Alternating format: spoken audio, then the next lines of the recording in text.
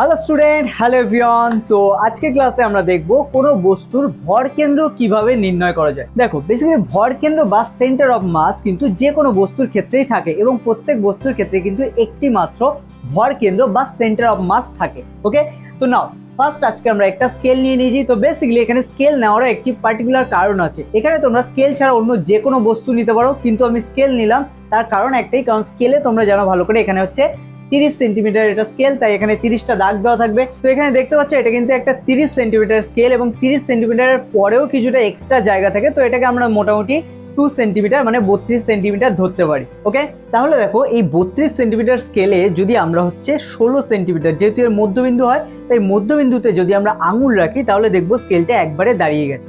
ভালো করে লক্ষ্য করো, আমারটা একটুখানি হচ্ছে এদিক ওদিক হয়ে আছে, তো 16 থেকে একটু এপারে রাখতে হচ্ছে, কারণ এটা 32-এর থেকে একটু বেশি আছে, এটা বোঝা যাচ্ছে। ঠিক আছে, এবার দেখো আমার হাত কিন্তু পুরোপুরি স্কেলের মাঝখানে আছে, যে কারণে স্কেলটা কিন্তু পুরোপুরি সোজা আমার হাতের উপর মানে আঙুলের উপর। ঠিক আছে, তো কমপ্লিটলি দাঁড়িয়ে আছে।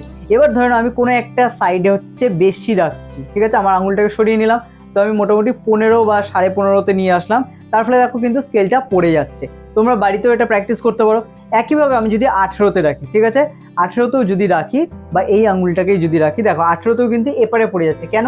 কারণ আমাদের যে সেন্টার অফ মাস বা ভর কেন্দ্র ছিল 16, সেটা যখন 18-তে রাখলাম আমি আঙুল, তখন কি 16 এপারে চলে আসলো, তখন কিন্তু এদিকে ভার বেশি হয়ে গেল, তার ফলে স্কেলটা এদিকে পড়ে যাচ্ছে। বোঝা গেল? তো এটা বেসিক্যালি তোমরা হচ্ছে স্কেল নিতে পারো, স্কেল ছাড়া অন্য বড় যে কোনো লাঠি নিতে পারো। সেক্ষেত্রে কিন্তু টোটাল যে লাঠির যে দৈর্ঘ্য, সেই দৈর্ঘ্যটাকে যদি তোমরা মেপে নাও এবং তারপরে তার যে মধ্য যে বিন্দুটা হবে, তাদের যে সমদ্বিখণ্ডক আসবে, সেই সমদ্বিখণ্ডকে যদি তুমি আঙুল রাখো তাহলে কিন্তু দেখবে সেই লাঠিটা হচ্ছে অনায়াসে দাঁড়িয়ে গেছে। তবে লক্ষ্য রাখতে হবে লাঠির যেন উভয় পাশ যেন একই রকম হয়। কোনো একটা সাইড মোটা, কোনো একটা সাইড যদি সরু হয়ে যায় তাহলে কিন্তু সেই একইভাবে সেন্টার অফ মাস হচ্ছে চেঞ্জ হবে। বোঝা গেল?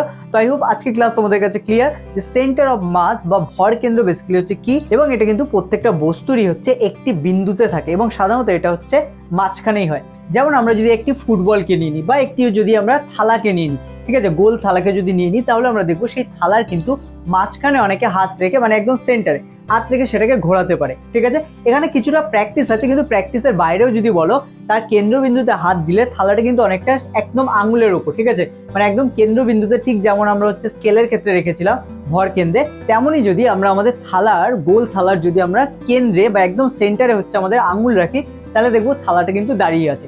একইভাবে ফুটবল নিয়ে যেটা বললাম, ফুটবলেরও পুরো যেহেতু গোল, তাহলে তার ভর কেন্দ্র একদম তলায় হচ্ছে একটা বিন্দুতে হবে এবং সেই বিন্দুটা যদি একদম সোজা হয়, ঠিক আছে, আমাদের আঙুলটা যদি সেই বিন্দুতে হচ্ছে রাখা যায়, তাহলে দেখবো ফুটবল কিন্তু আমাদের আঙুলের উপর দাঁড়িয়ে আছে। ওকে, তো স্টুডেন্ট বেসিক্যালি হচ্ছে এটাই ছিল আজকের ক্লাসের ভর কেন্দ্র বা সেন্টার অফ মাস। ওকে, তো স্টুডেন্ট আই হোপ আজকে তোমরা বুঝতে পেরেছো যে সেন্টার অফ মাস অ্যাকচুয়ালি কি। ওকে, এবং সেন্টার অফ মাস রিলেটেড যদি তোমাদের কোনো কোয়েশ্চেন থাকে তাহলে তোমরা কমেন্টে জানাতে পারো।